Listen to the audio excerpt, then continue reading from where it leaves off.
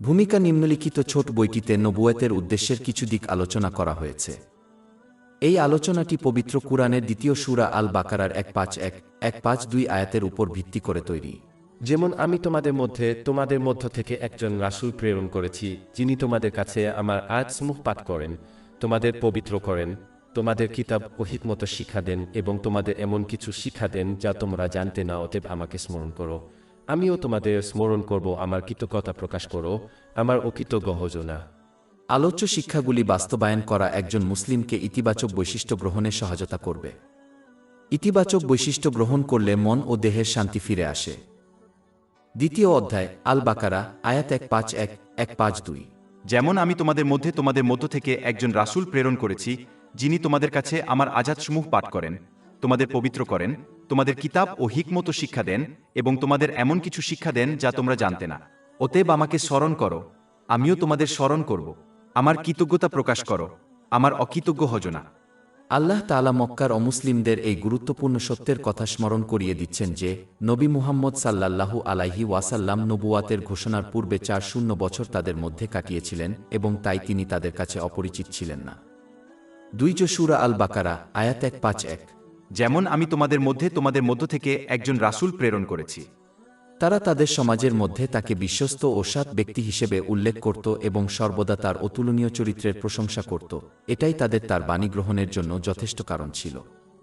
প্রকৃতপক্ষে তার শৈশবকালে মহানবী মুহাম্মদ সর্বদা মহান আল্লাহর সুরক্ষায় ছিলেন।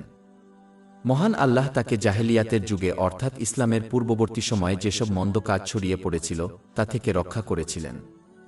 যখন মহানবী মুহাম্মদ পরিণত বয়সে পৌঁছেন, তখন তিনি ছিলেন তার জাতির মধ্যে সর্বোত্তম ব্যক্তি, চরিত্র ও খ্যাতিতে তাদের মধ্যে সর্বোত্তম, প্রতিবেশীদের মধ্যে সর্বোত্তম, সবচেয়ে বিচক্ষণ, কথাবার্তায় সবচেয়ে সৎ এবং সবচেয়ে বিশ্বস্ত। তিনি সমস্ত মন্দ বৈশিষ্ট্য থেকে সম্পূর্ণরূপে মুক্ত ছিলেন। এই কারণে তিনি মক্কার লোকদের মধ্যে বিশ্বস্ত এবং সত্যবাদী হিসেবে পরিচিত হয়ে ওঠেন। ইমাম ইবনে কাসিরের the life of the prophet খণ্ড 1 পৃষ্ঠা 180 এটি আলোচনা করা হয়েছে। অধ্যায় 10 ইউনুস আয়াত 1-6। কারণ আমি এর আগে তোমাদের মধ্যে এক জীবনকাল কাটিয়েছি, তাহলে কি তোমরা বুঝতে পারবে না? তবুও মক্কার অনেক অমুসলিম নবী মুহাম্মদ এর সত্যবাদিতা প্রত্যাখ্যান করেছিল, যা তারা স্পষ্টভাবে স্বীকার করেছিল, কারণ তারা তাদের সমাজে তাদের সামাজিক অবস্থান হারানোর ভয়ে এবং তাদের প্রদত্ত আশীর্বাদের অপব্যবহার থেকে বিরত থাকার ভয়ে। সূরা 4-3 জুকরুফ আয়াত 7-8। আমরা তোমাদের কাছে সত্য নিয়ে এসেছিলাম, কিন্তু তোমাদের অধিকাংশই সত্যের প্রতি বিমুখ ছিলে। সূরা 2 আল বাকারা আয়াত 151। যেমন আমি তোমাদের মধ্য থেকে একজন রাসূল প্রেরণ করেছি। এটি এই বিশেষটিকেও নির্দেশ করতে পারে যে আহলে কিতাবরা নবী মুহাম্মদ এবং পবিত্র কুরআনকে চিনতে পেরেছিলেন, যেমনটি তাদের ঐশী গ্রন্থে আলোচনা করা হয়েছে। সূরা আল আনাম আয়াত 20। যাদেরকে আমি কিতাব দিয়েছি তারা একে পবিত্র কুরআন চিনে, যেমন তারা তাদের নিজের সন্তানদের চিনে। এবং সূরা 2 আল বাকারাহ আয়াত 146। যাদেরকে আমি কিতাব দিয়েছি তারা তাকে নবী মুহাম্মদ সাল্লাল্লাহু আলাইহি ওয়াসাল্লাম তেমনভাবে চেনে যেমন তারা তাদের সন্তানদের চেনে। ইসলাম গ্রহণের জন্য এটাই যথেষ্ট কারণ হওয়া উচিত ছিল, কিন্তু তাদের অনেকেই সমাজে তাদের সামাজিক অবস্থান হারানোর ভয়ে এবং মহান আল্লাহ প্রদত্ত অনুগ্রহের অপব্যবহার থেকে বিরত থাকার ভয়ে ইসলাম প্রত্যাখ্যান করেছিলেন। এরপর আল্লাহ তাআলা একজন পবিত্র নবী প্রেরণের উদ্দেশ্য নির্দেশ করেন। সূরা 2 আল বাকারা আয়াত 151। যেমন আমি তোমাদের মধ্য থেকে একজন রাসূল প্রেরণ করেছি, যিনি তোমাদের কাছে আমার আযাতসমূহ পাঠ করেন এবং তোমাদের পবিত্র করেন।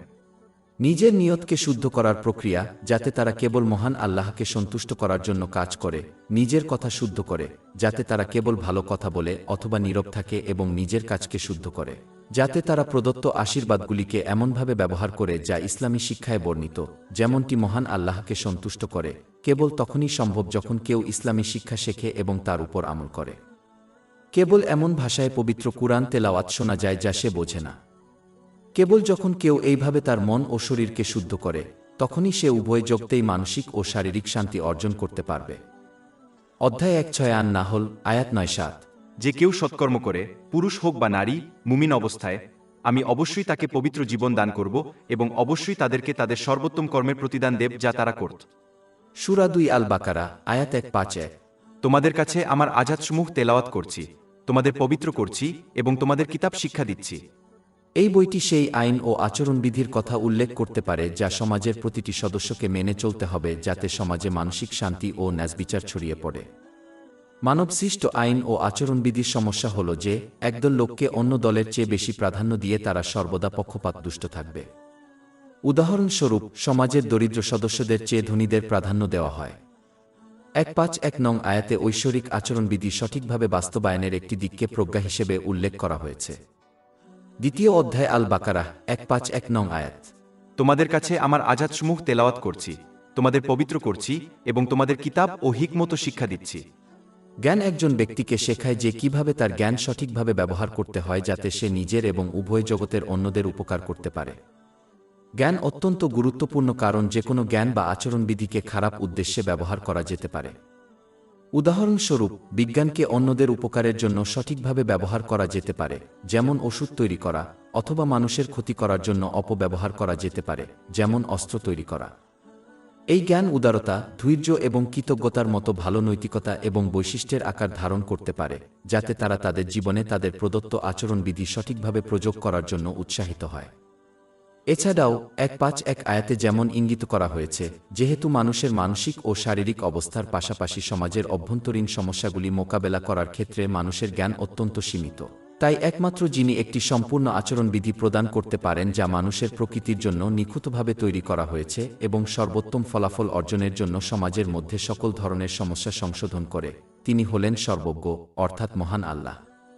ইতিহাসের পাতা উল্টে দেখলেই বোঝা যাবে যে যেসব সমাজ আল্লাহ তাআলার দেওয়া আচরণবিধি সঠিকভাবে বাস্তবায়ন করেছে তাদের মধ্যে কিভাবে ন্যায়বিচার ও শান্তি ছড়িয়ে পড়েছে। সূরা 2 আল বাকারা আয়াত 151। এবং তোমাকে এমন কিছু শিক্ষা দিচ্ছি যা তুমি জানতে না। যখন কেউ আলোচিত সঠিক মনোভাব গ্রহণ করে, যার সংক্ষেপে বলা যায় তাদের উদ্দেশ্য, কথা এবং কর্মকাণ্ড যাতে তারা প্রদত্ত আশীর্বাদগুলিকে এমনভাবে ব্যবহার করে যা আল্লাহকে সন্তুষ্ট করে, যেমনটি পবিত্র কুরআন এবং মহানবী মুহাম্মদ সাল্লাল্লাহু আলাইহি ওয়াসাল্লামের হাদিসে বর্ণিত হয়েছে, তখন তারা আল্লাহকে স্মরণ করার এবং তার প্রতি কৃতজ্ঞতা প্রকাশের শর্ত পূরণ করবে যা উভয় জগতে মানসিক শান্তি এবং সাফল্যের দিকে পরিচালিত করবে। সূরা 2 আল বাকারা আয়াত 152। অতএব তোমরা আমাকে স্মরণ করো, আমি তোমাদের স্মরণ করব, এবং আমার প্রতি কৃতজ্ঞ থাকো। এবং 1-3 নম্বর অধ্যায় আর রাত 2-8 নম্বর আয়াত। নিঃসন্দেহে আল্লাহর স্মরণেই অন্তর প্রশান্তি লাভ করে। অধ্যায় 1-4 ইব্রাহিম আয়াত 7। যদি তোমরা কৃতজ্ঞ হও, আমি অবশ্যই তোমাদের অনুগ্রহে বৃদ্ধি করব। অন্যদিকে যে ব্যক্তি এইভাবে মহান আল্লাহকে স্মরণ করতে এবং কৃতজ্ঞতা প্রকাশ করতে ব্যর্থ হয়, সে দেখতে পাবে যে তার কাছে থাকা পার্থিব জিনিসপত্রই উভয় জগতেই তার জন্য চাপ এবং ঝামেলার কারণ হয়ে দাঁড়াবে, এমনকি যদি সে আনন্দ এবং বিনোদনের মুহূর্তগুলি উপভোগ করে। অধ্যায় 9 তাওবাহ আয়াত 8-2। তারা যা অর্জন করেছিল তার প্রতিদান হিসেবে তারা একটু হেসে ফেলুক এবং তারপর অনেক কাঁদুক। অধ্যায় 20 তাহা আয়াত 1-2-4 1-2-6। আর যে আমার স্মরণ থেকে মুখ ফিরিয়ে নেবে তার জীবন হবে দুর্বিষহ অর্থাৎ কঠিন, আর আমি তাকে কিয়ামতের দিন অন্ধ অবস্থায় একত্রিত করব। সে বলবে, হে আমার প্রতিপালক, আমি যখন দৃষ্টিশক্তিসম্পন্ন ছিলাম তখন তুমি আমাকে অন্ধ অবস্থায় কেন উঠালে? আল্লাহ বলবেন, এভাবেই আমার নিদর্শন তোমার কাছে এসেছিল আর তুমি সেগুলো ভুলে গিয়েছিলে অর্থাৎ উপেক্ষা করেছিলে, আর আজ তোমাকেও এভাবেই ভুলে যাওয়া হবে। সূরা 2 আল বাকারা আয়াত 1-5-2। অতএব তোমরা আমাকে স্মরণ করো, আমি তোমাদের স্মরণ করব, এবং আমার কৃতজ্ঞতা প্রকাশ করো এবং আমার অস্বীকৃতি করো না। এটা মনে রাখা গুরুত্বপূর্ণ যে বিশ্বাসকে কৃতজ্ঞতার সাথে এবং অবিশ্বাসকে অকৃতজ্ঞতার সাথে যুক্ত করা হয়েছে। এটি প্রায়শই ইসলামী শিক্ষার মধ্যে ঘটে। এটি বোঝার গুরুত্ব নির্দেশ করে যে একজন ব্যক্তি যতক্ষণ না মহান আল্লাহর প্রতি কৃতজ্ঞতা গ্রহণ করে ততক্ষণ পর্যন্ত তিনি প্রকৃত মুমিন হতে পারেন না। অর্থ, কৃতজ্ঞতা হল মহান আল্লাহর প্রতি প্রকৃত বিশ্বাসের প্রথম পদক্ষেপ। এটি আরও তুলে ধরে যে ব্যক্তির মৌখিক বিশ্বাসের ঘোষণাকে কর্মের মাধ্যমে সমর্থন করা উচিত, কারণ কর্ম ছাড়া কৃতজ্ঞতা প্রকাশ করা যায় না, যার অর্থ সৎকর্ম ছাড়া বিশ্বাস অর্জন করা যায় না। সংক্ষেপে বলতে গেলে, একজনের নিয়তে কৃতজ্ঞতা বলতে কেবল মহান আল্লাহকে খুশি করার জন্য কাজ করা বোঝায়। একজনের বক্তৃতায় কৃতজ্ঞতা বলতে ভালো কথা বলা বা নীরব থাকা বোঝায়। এবং একজনের কর্মে কৃতজ্ঞতা বলতে পবিত্র কুরআন এবং মহানবী মুহাম্মদ সাল্লাল্লাহু আলাইহি ওয়াসাল্লামের হাদিসে বর্ণিত আল্লাহকে খুশি করার জন্য প্রদত্ত আশীর্বাদগুলিকে এমনভাবে ব্যবহার করা জড়িত যা তার উপর বর্ষিত হোক। সূরা 2 আল বাকারা আয়াত 1-5-2। আর আমার প্রতি কৃতজ্ঞ থাকো এবং আমাকে অস্বীকার করো না। এছাড়াও এটা মনে রাখা গুরুত্বপূর্ণ যে মানুষের প্রতি কৃতজ্ঞতা প্রকাশ করা মহান আল্লাহর প্রতি কৃতজ্ঞতা প্রকাশের একটি অংশ, কারণ মহান আল্লাহ প্রায়শই মানুষকে অন্যদের, যেমন তাদের পিতামাতার প্রতি কিছু আশীর্বাদ পৌঁছে দেওয়ার জন্য ব্যবহার করেন। অতএব মানুষের প্রতি কৃতজ্ঞতা প্রকাশ করা উচিত, এমনকি যদি তা কেবল তাদের পক্ষ থেকে কল্যাণের প্রার্থনার মাধ্যমেও হয়, যেমনটি মহানবী হযরত মুহাম্মদ শাক জামে আতুতিরমি 1954 নম্বরে প্রাপ্ত একটি হাদিসে সতর্ক করে বলেছেন যে ব্যক্তি মানুষের প্রতি কৃতজ্ঞতা প্রকাশ করে না সে মহান আল্লাহর প্রতি কৃতজ্ঞতা প্রকাশ করতে পারে না।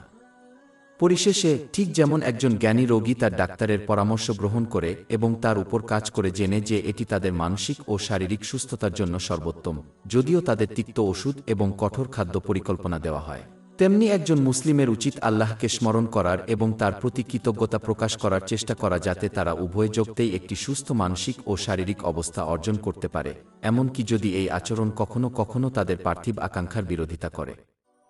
আমাদের ওয়েবসাইট শেখফদ.com-এ 500টিরও বেশি বিনামূল্যের ebook, audio book, infographics, podcast এবং ব্লগ পাওয়া যাচ্ছে।